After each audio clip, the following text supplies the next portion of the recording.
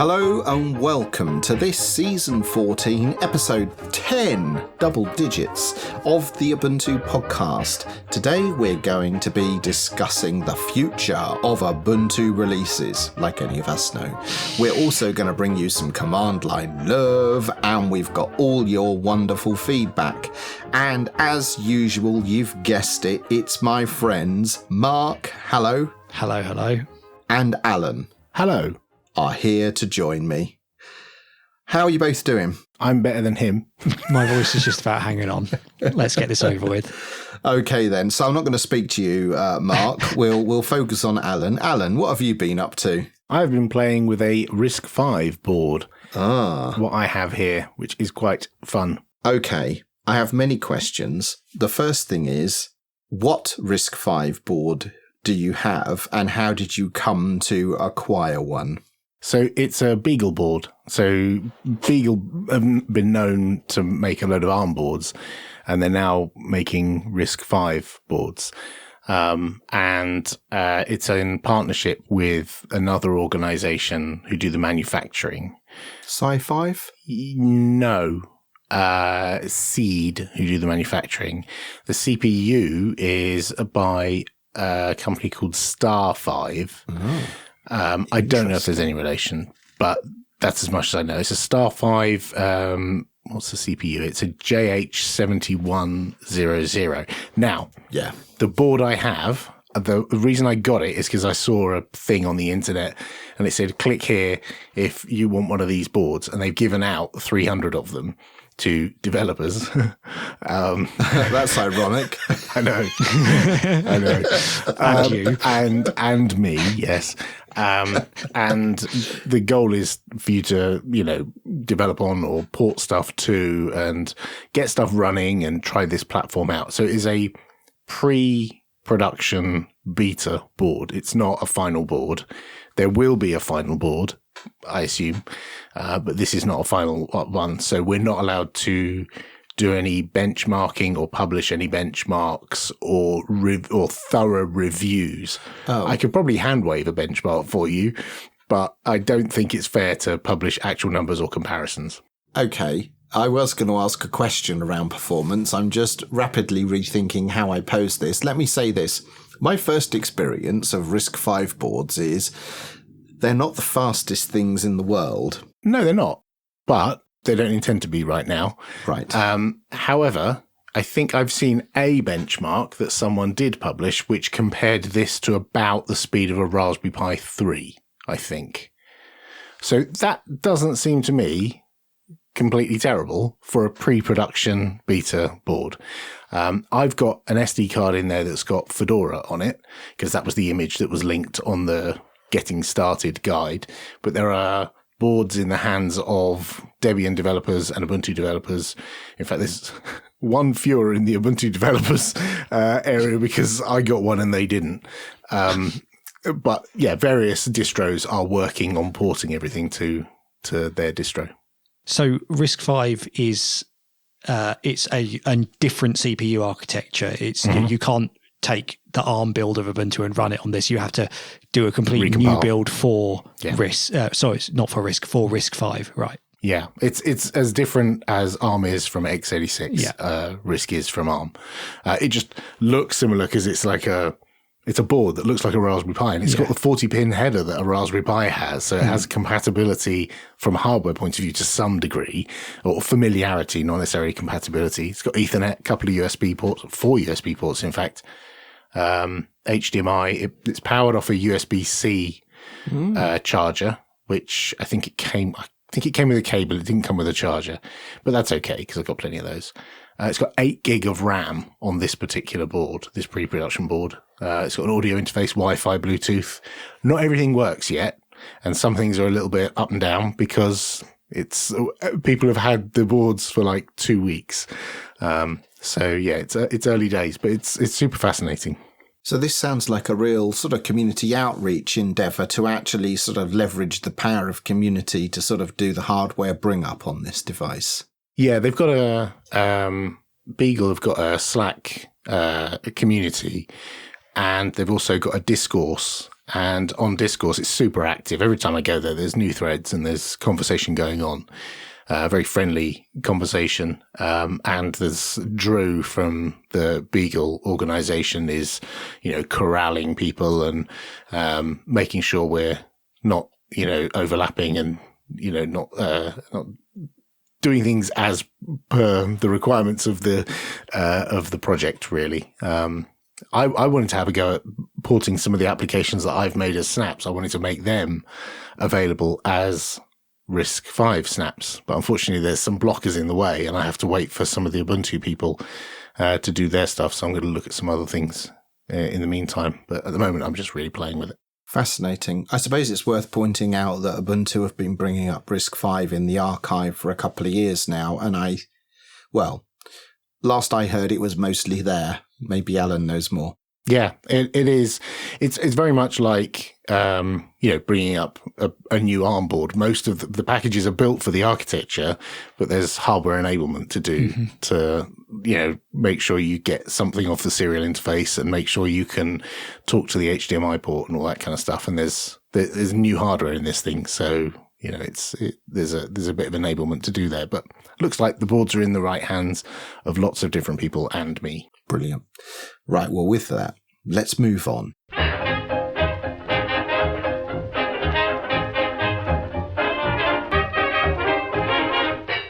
Well, not just RISC-V, the future of Ubuntu, but the future of Ubuntu releases. That's going to be our topic for discussion today. So we're going to sort of take a retrospective on the 2104 release, for which some felt was a little bit underwhelming. I disagree with that personally. But we're also going to look at, where Ubuntu sits in the world with the way it makes its releases. So if we just look back, how many years has Ubuntu been sticking out 6 monthly releases now? 17 years.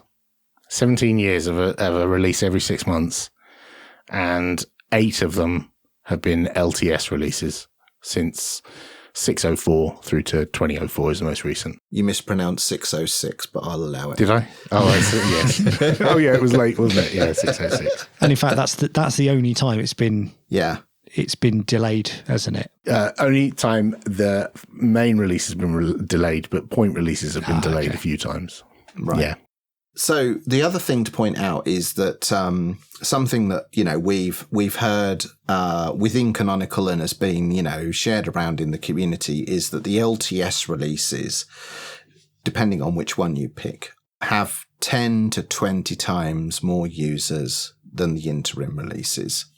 So one question is, should Ubuntu even bother carrying on with interim releases, given that everyone runs Arch Linux, by the way, which is rolling release? Lies. Ah, dear. So I think there's 2104 was, I can see why people would say it was underwhelming. If you look at some other interim releases that were not underwhelming, you look at something like 1710, which was the one before the LTS where we switched to GNOME. And so 1710 was the first release where we switched from Unity to GNOME Shell. And so that was a major thing in an interim release. And there have been some other major things landed in interim releases. Usually the last interim release before the next LTS is where everything gets thrown in because you've got to get it into a release before the next LTS because the LTS is going to live a long time. And so you need to have it in a release before LTS. And so I think it's partly not surprising that not the interim release immediately before an LTS is not necessarily, oh my gosh, that release is not necessarily as exciting if it's not just before an LTS. You make a good point there. And I would like to say this. I think that the 2010 release is the 2104 release is a solid release. There are a number of good incremental developments in that release, which is precisely what the interim releases are for. I think I didn't watch very much of this video. I think I heard the words, "Why did they even bother?" And at that point I closed the window and the air around me was filled with blue words. The reason why the Ubuntu and the community and the desktop team bother with the interim releases is they are stepping stones to the next LTS release. And each interim release is a mark in time to prove that everything that's been worked on functions, works, and is bug-free to build upon to the next interim and the next interim on what will become in the next LTS. That each step of the way, stuff has been battle-tested. That's the point of the interim releases, to prove stuff works and the new developments function and are bug-free going into what will be the next LTS, which is what everyone will use. Okay, but you don't have to release them. You could, for example, let's say you have an LTS release, 2204, April 2022, LTS release, and then 6 months later, instead of doing a full named release with a new code name and a new number and everything, it's just the alpha for the next LTS in 2404. And then the following 6 months is beta 1. And then the next one is beta 2. And you're building towards the next LTS. And the final one would be a release candidate, which would be, a month or two before the final release or something. But that way you're still doing them, but you're not naming them something that makes people think there's going to be something significant in this and they have to download it and they have to upgrade to it. They could if they wanted to, but it doesn't have the meaning of a full release. Yes. And so I had Stefan Graeber, who works at Canonical, who is the lead behind LexD, explain this idea, or an idea like it to me a couple of years ago. And actually, it's a really compelling idea, because as Canonical moves forward with incremental Ubuntu versions, there is a maintenance burden that builds up behind it, because now security fixes need to go all the way back through the past versions to the LTS and currently supported versions. Whereas if everything was incrementally built on top of the same thing, everyone's focusing on one line of development and it reduces the maintenance burden and the overhead. And it does create sort of a pseudo rolling release type mechanism. Yeah, it's not rolling so much as in development for a very long time. Right. Is there the possibility, though, that in a model like that, you sort of lose a bit of the mind share that people have around Ubuntu releases? So, I mean, for example, this podcast, we changed the way that we do releases from recording an hour of show and then releasing it every 2 weeks to recording an hour of show, then splitting it in two and releasing half an hour every week. And that way... Revealing how the sausage is made here, Mark. Nobody knows this. One of the reasons that we did that was because if we looked at our stats, our traffic, our engagement everywhere, we had release week, everyone, loads of excitement and traffic and feedback and everything. And then the following week, nothing. So if you wait 2 years between an Ubuntu release, does that mean that everyone forgets about Ubuntu for 2 years? And then suddenly it comes along, they say, oh yeah, I've switched to something else. Yeah.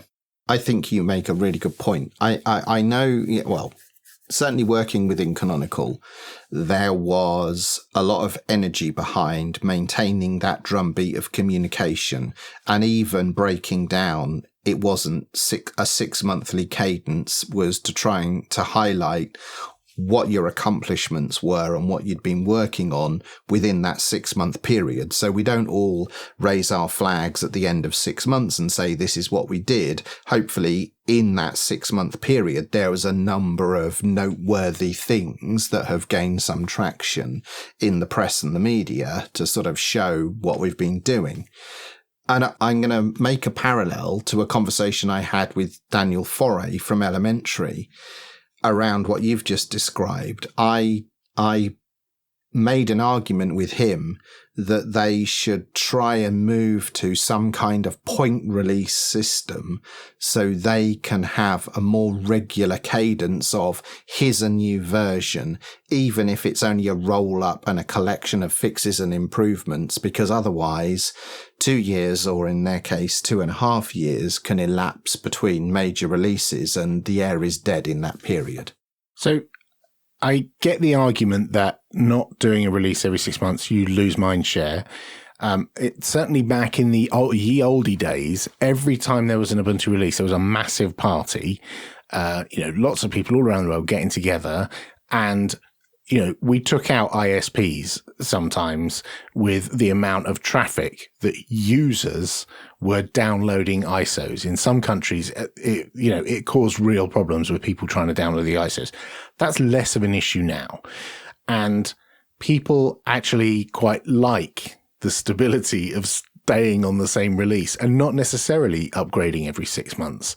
And so I think it's not necessarily a bad thing that we don't do a big full fanfare release every 6 months, because there is also the downside that goes along with that, is that you have to keep putting your tools down every 6 months in order to do the release. And people are chomping at the bit to start the next release very soon after. As soon as the name is known and Launchpad opens with the new name, developers are immediately start pushing things into that new release archive because they've been stopped for a week or two, or they've been held back for even more because they couldn't put major new releases of big things in because there was this stop sign in their way. So you've talked about putting tools down every 6 months.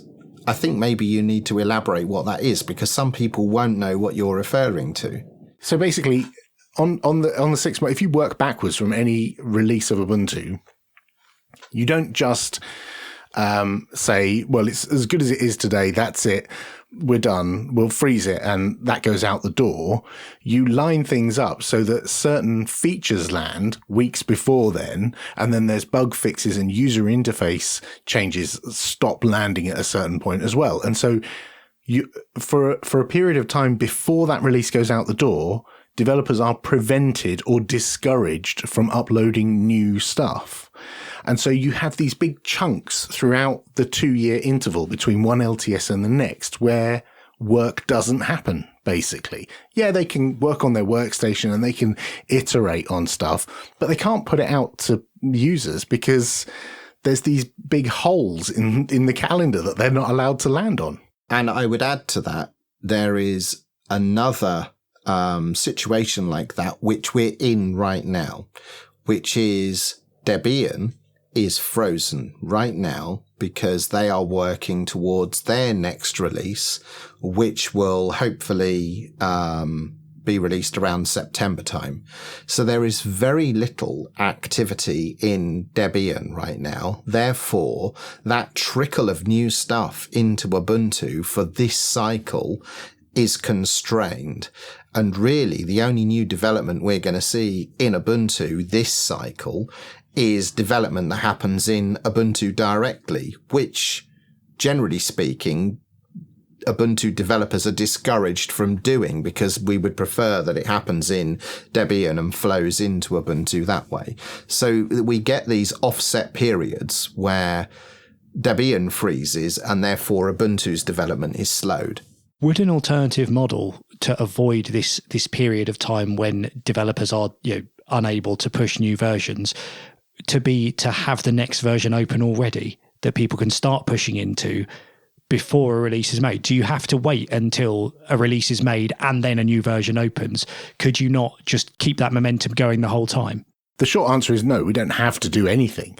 But the process is the way it is at the moment. And the process is the release goes out the door and everyone closes all their books on that financial year, and they open up their new books on the new financial year, to use an accounting metaphor. And what they're really doing is starting development on a new release of Ubuntu, and they push new packages to the archive. But even then, there's a block there when we're waiting for the code name for the next release. Yeah. Now, we could know the code name a month in advance. We could ask Mark for the name or give Mark the name, or the process could change. And once that name is known, open the archive early. But even then, leading up to the release of Ubuntu, you've then got people having split brain, having to upload packages to the current release and also new versions to the next release before the previous one's even out yet. Now, it's technically possible to do, and they're very clever people, but it's more cognitive load for those people to actually overlap the releases than it would be to have the break of the release, which is quite intensive, then wait a week and then start working.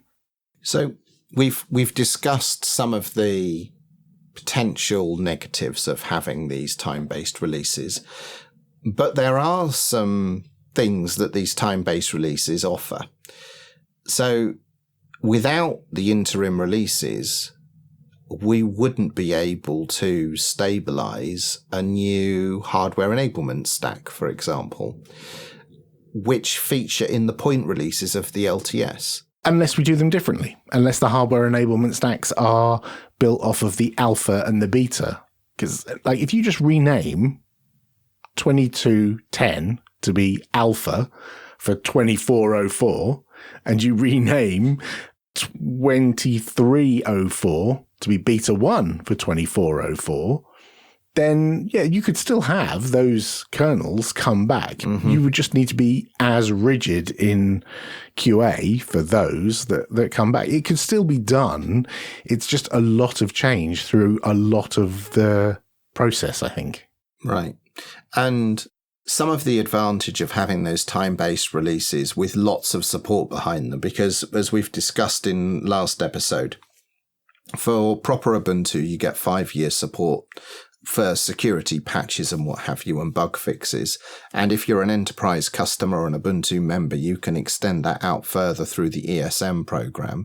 And this is what the OEMs want. Those people like Dell, HP and Lenovo that are shipping Ubuntu on their devices, they want a known quantifiable thing that they ship to their customers that have support guarantees behind it. They don't want Arch Linux, which every day it's a different problem to fix. Well, that's the dilemma, isn't it? Because whether it's OEMs or users, like the vast majority of them, as we've said, use LTS. We know that. So any Arch weenie who comes up to me and tells me that more people use Arch than use Ubuntu, they're wrong. They're wrong. And everyone wants Arch. Arch makes everything better. Again, you're wrong, because demonstrably, lots of people like using LTS releases because they like the stability. However, I will concede that many people like the rolling release model, and many people like having the very latest of things. And so by doing this, if we did this switch, it would be possible for people to go and buy a Dell laptop, which ships with LTS, then hit a button and jump from 2104 right into the middle of the next LTS in flight, and work from there towards whatever the next LTS is. So there's a couple of things there. The first is, controversially, Ubuntu's not perfect. The LTS releases are not perfect, but they are, for good or for bad, kind of static. But then a body of documentation is available around each of those LTSs. So wherever the imperfections live, the workarounds and living with those imperfections are well documented and understood, and people can work with that stuff. So that's one of the advantages, sort of the momentum of Ubuntu.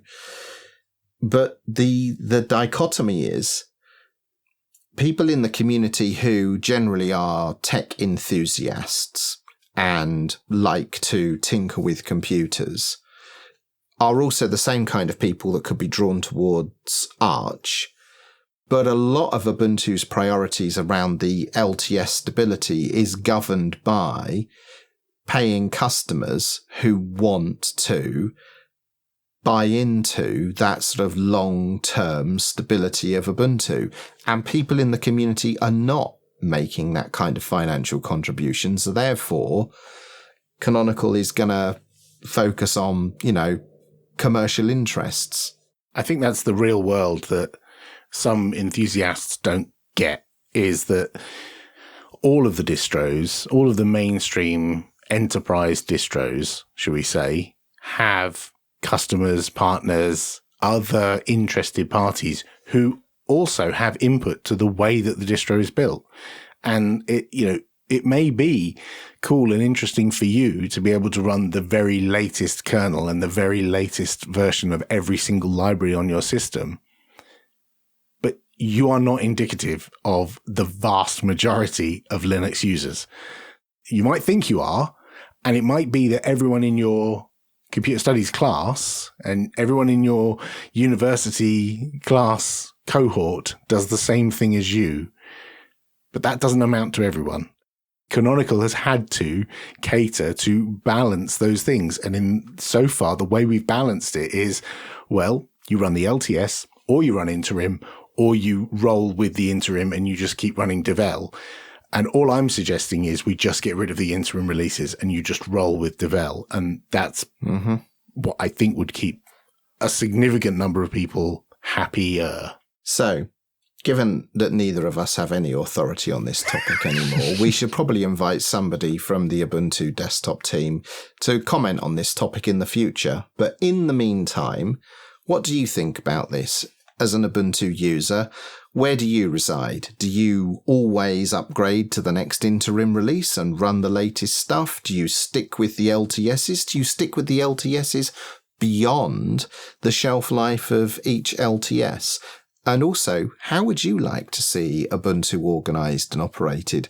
Send your feedback to show@ubuntupodcast.org. And with that, we'll move on.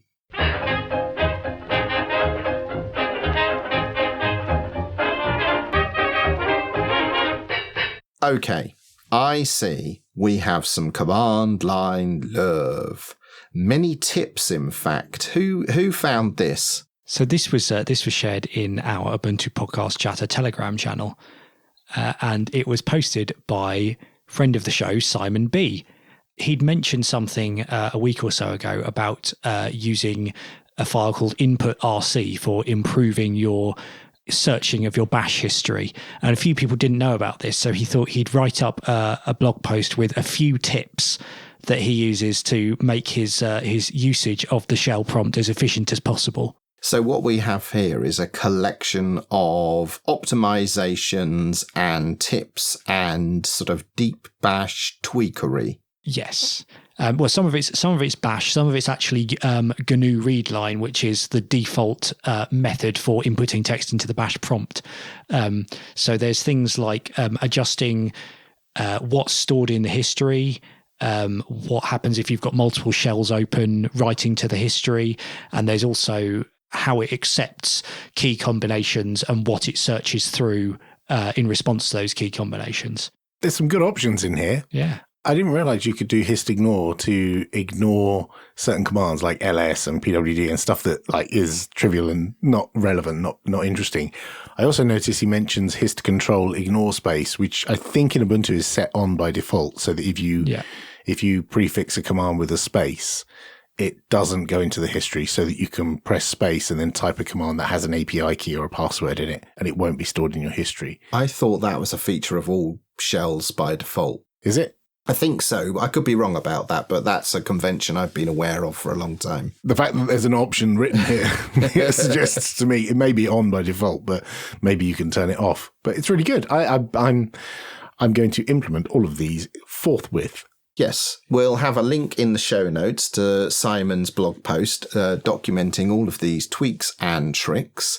Have fun with that. And if you really want to power up your shell, apt install fish, something. Anyway, let's move on.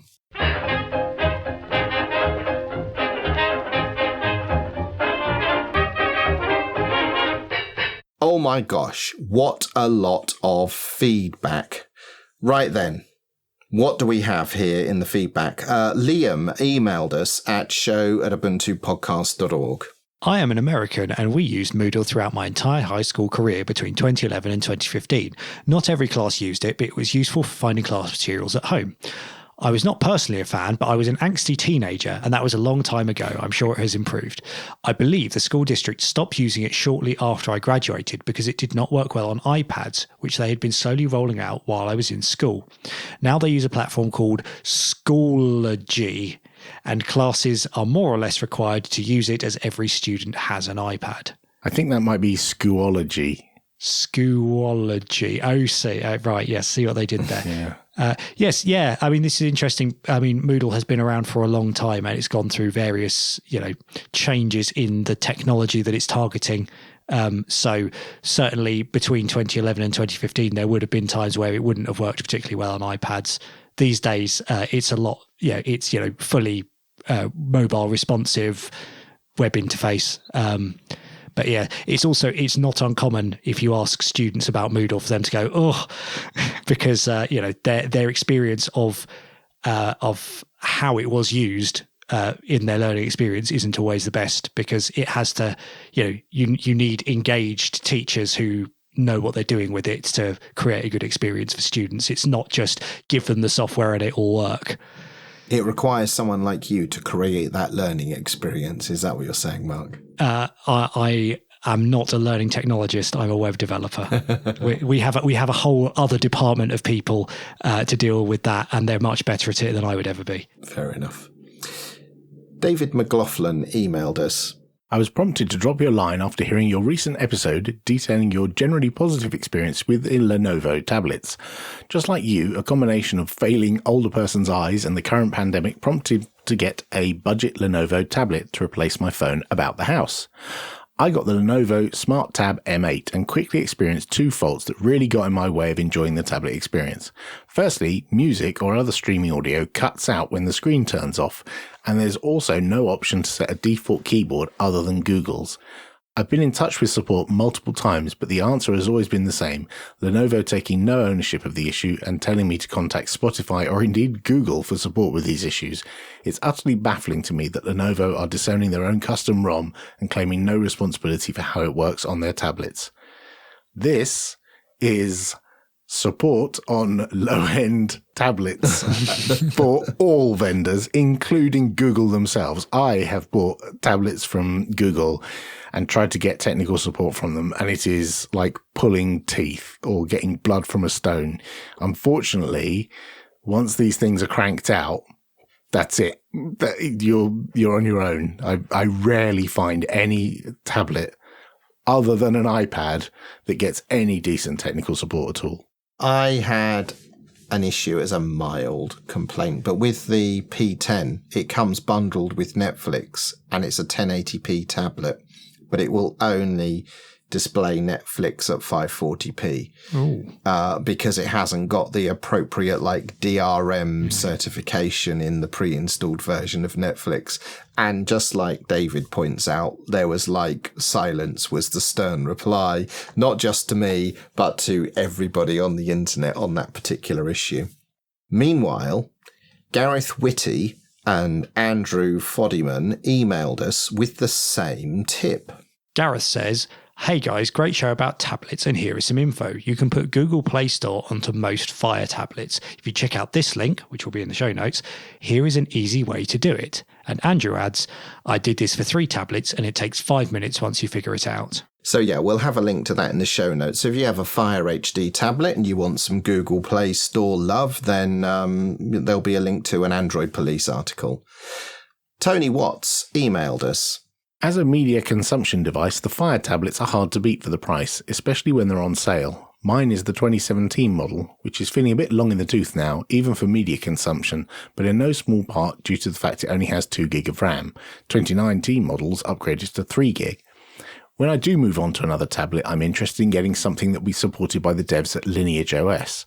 This may allow for upgrades into the future when the manufacturer stops updating them.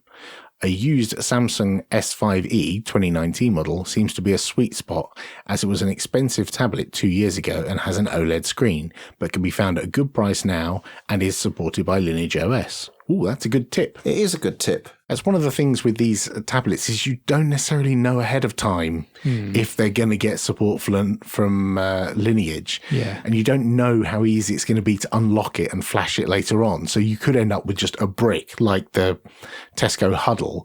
When Tesco decided to stop making tablets, that was it. There was no way to hack the thing, and it's Intel CPU. It was quite fast, but there was no support from any third-party ROMs, really. Yeah, I used to care about, Cyanogen back in the day and all the rest of it, but I lost my appetite for that sort of thing. I just don't have the time and patience for that anymore, so I tend to buy things that I feel are going to be well supported for a reasonable amount of time from the OEM, which is why I went with a Lenovo tablet this time, even though there were no brand alternatives that were about the same specs, which I think will probably only ever have the OS that's on the device and no updates whatsoever for forever. Tim McDowell left a comment on our YouTube channel, youtube.com/Ubuntu podcast. What's a tablet got to do with Ubuntu? Nothing. unless it's running UB ports. Have you listened to this podcast before? We talk about a lot of things. I think someone did a measurement at some point and decided we speak about 22% about Ubuntu and the rest of the show is about all kinds of other things. So yeah, set expectations accordingly in future. Yeah, I think this podcast is sort of life revolving around Ubuntu, but not exclusively about Ubuntu. Wolfgang emailed us. I wanted to throw in my tablet experience as per your request. I currently own and use 2 tablets, an older iPad Air with a keyboard and a Microsoft Surface Go 2. The iPad is mostly a media consumption device as it's a bit too held back by OS, but it supports AirPlay 2 and that works brilliantly with my Sonos system. On the Surface Go 2, I installed Fedora 34. I wouldn't wish for any other tablet. Unlike Android and iOS, it runs a proper browser, allows for multiple instances of an app to be open and windowed, and the addition of a mouse and a keyboard to allow for productive work on the go. Sadly, I couldn't get the touchscreen to properly detect multi-touch gestures under Ubuntu. But all in all, I still prefer my trusty ThinkPad X1 with Ubuntu 2104 for actual work over any other device. Interesting choice. Well, that's good to hear. I have seen those Surface devices pop up in second-hand places recently, and I know Sergio had one at Canonical, and he used to rave about that.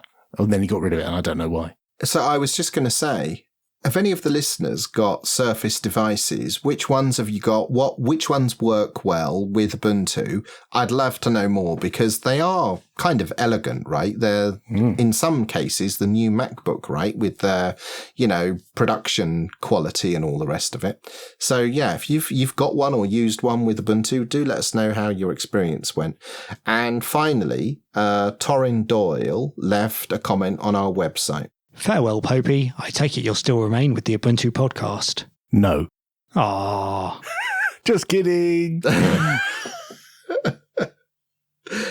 And on that bombshell, we'll move on. Well, there it is. That was episode 10 and the Ubuntu podcast forever and for always. So we'll be signing off now. We'll never speak to you again. I hope you had a nice life and Alan sucks. If you would like to get in touch with us in between shows, you can email show@ubuntupodcast.org. or pop into our vibrant Telegram channel, ubuntupodcast.org/Telegram. And if you are looking for a fine VPS, then please head to bitfolk.com that have been sponsoring us for 14 years. Good on them. So thank you all for listening, and we look forward to speaking to you next time when we'll be discussing community news, goings on, and events.